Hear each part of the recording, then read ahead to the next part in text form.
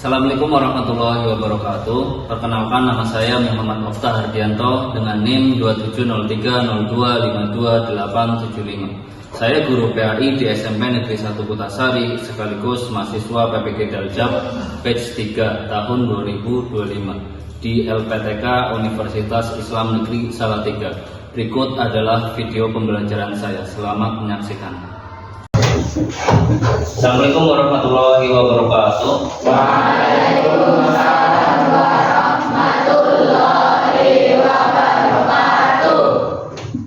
Kelas bisa menyiapkan teman-teman untuk menvideoan. Siap, Kak? Rekaan live.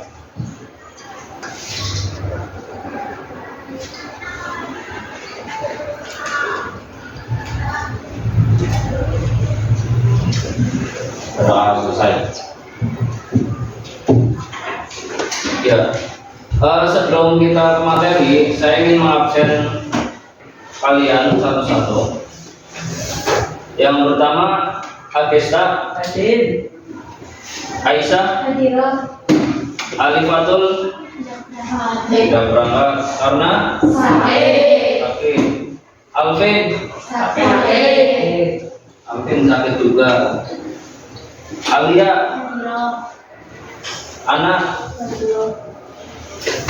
Arifah, Arsen, Cecilia, Cici, Daniel, Deka, yang berhalangan hadir dan yang sakit bisa sehat kembali. Kita doakan gitu ya. Terus apakah kalian dalam kondisi yang sehat? Bagaimana kabarnya? Baik. Baik ya. Sebelum kita memasuki materi, kita tepuk fokus dulu. Kalau saya bilang satu, berarti tepuk satu. Kalau saya bilang dua, tepuk dua. Satu, dua, tiga, satu. Kurang fokus. Saya bilangnya apa? Satu, bukan satu. Saya ulangi ya. Tepuk dua, tiga, satu. Tepuk tangan untuk kita semua.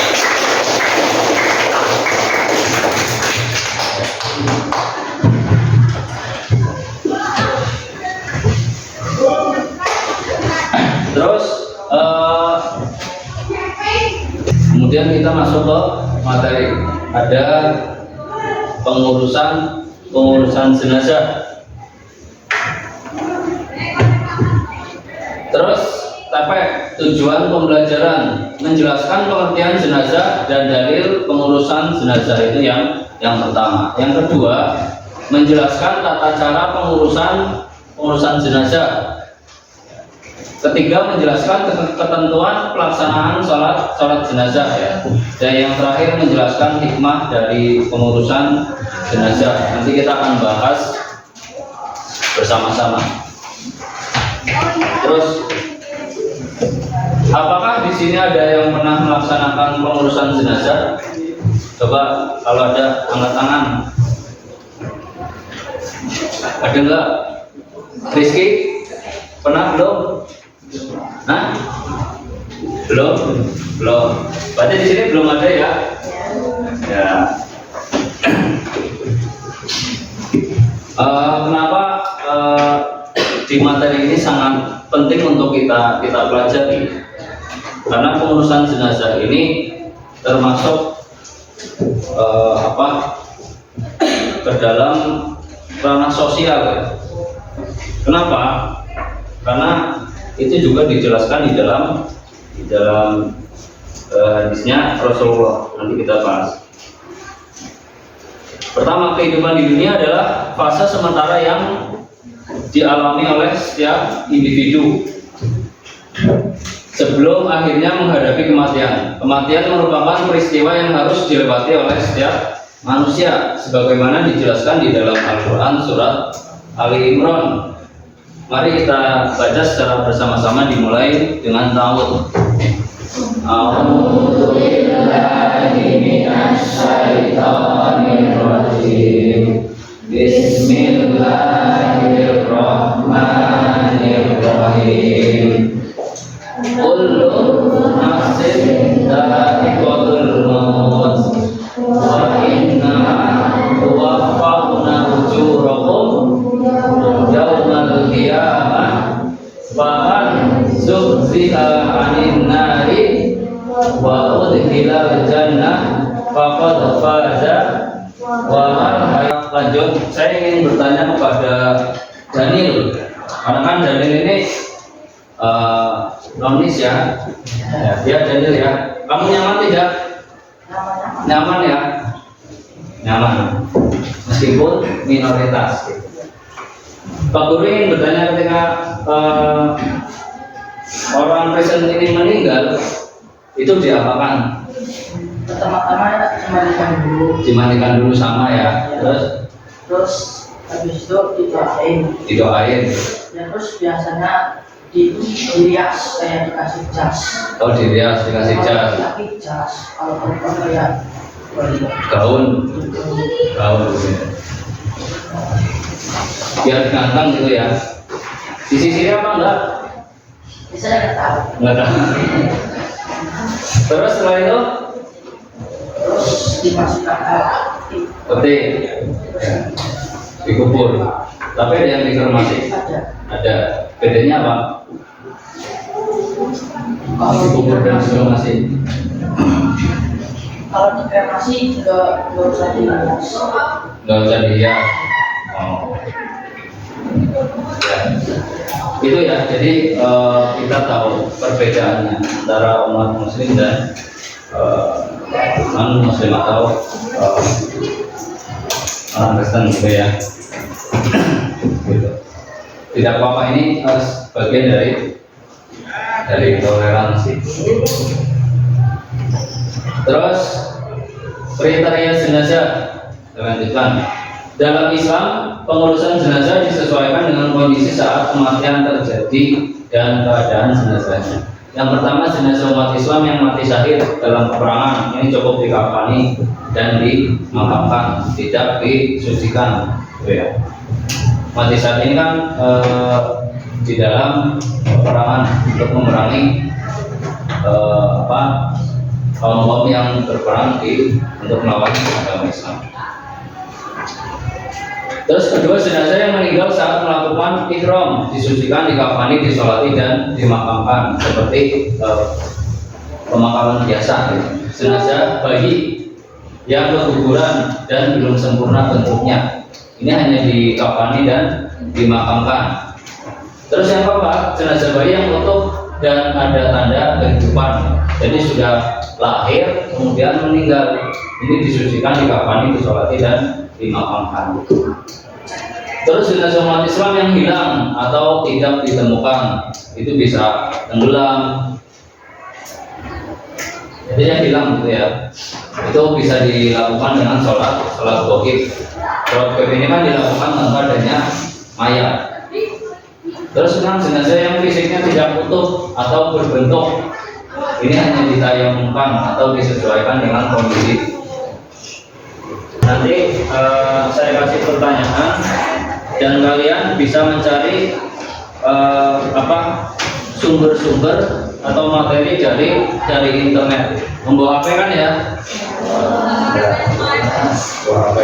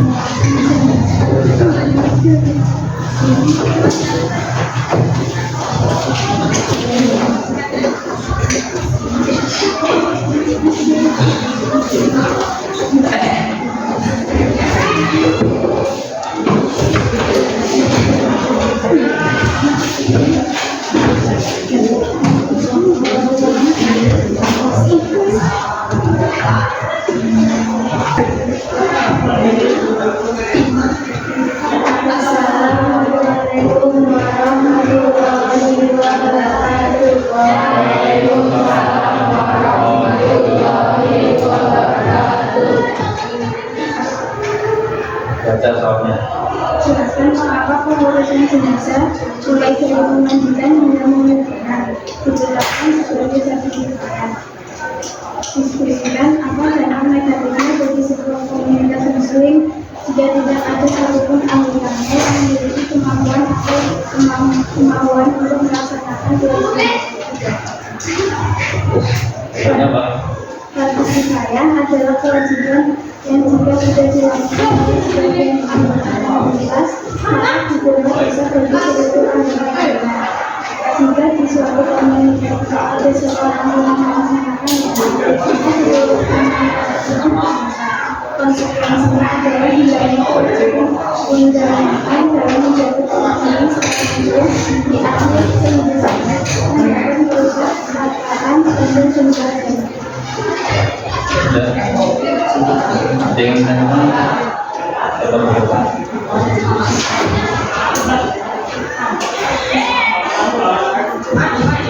Sudah?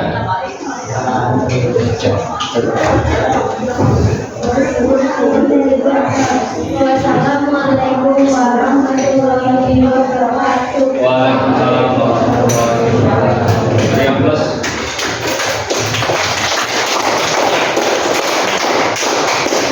Terus kelompok 2. Assalamualaikum warahmatullahi wabarakatuh. Waalaikumsalam warahmatullahi wabarakatuh.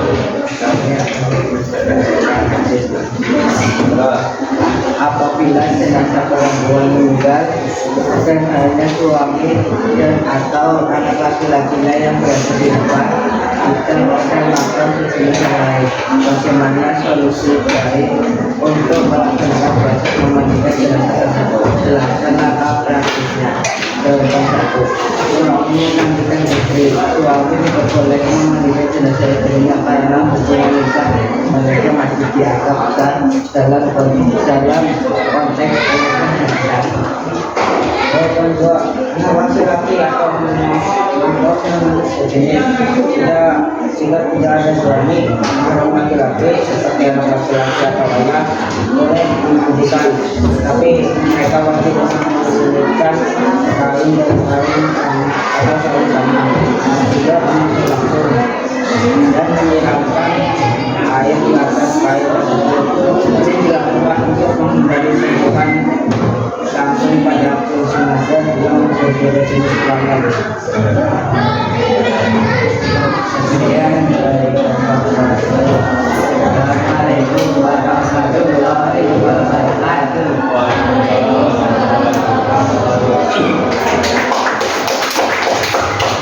Terus kalau kita belajar tentang pemakaian dan kehidupan.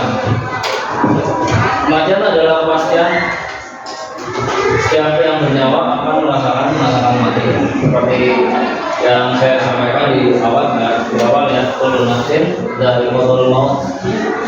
Kematian adalah takdir yang pasti. Mengurus jenazah mengingatkan kita bahwa kehidupan ini hanyalah sementara.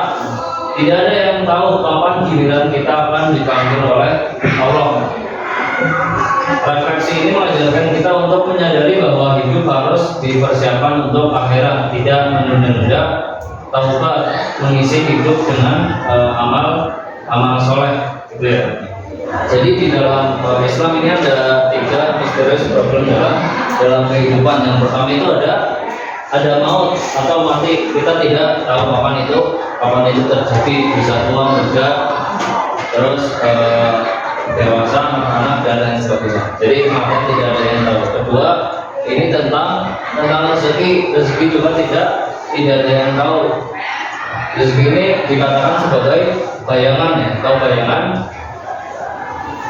Kalau kita kejar, bayangan ikut lari, kita berhenti, bayangan pun ikut berhenti. Nah, ini rezeki ya. Kalau rezekinya segitu ya segitu saja.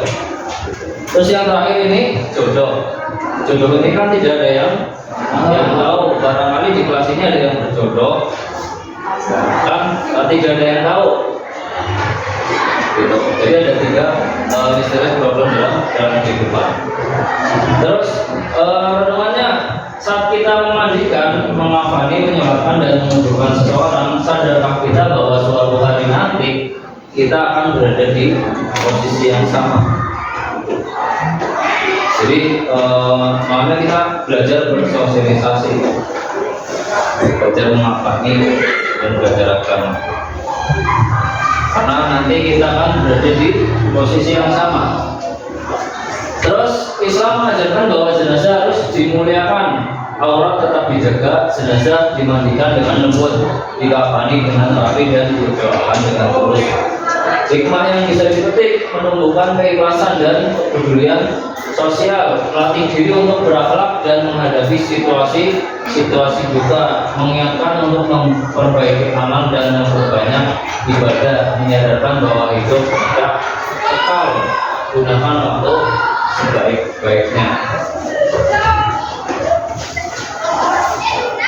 Ya, selesai. Gitu ya. Intinya kalau kita sedang berziarah atau sedang mengunjungi tempat ahli bait yang telah meninggal, jangan kita tertawa terbahak-bahak atau mematainya yang tidak bijak.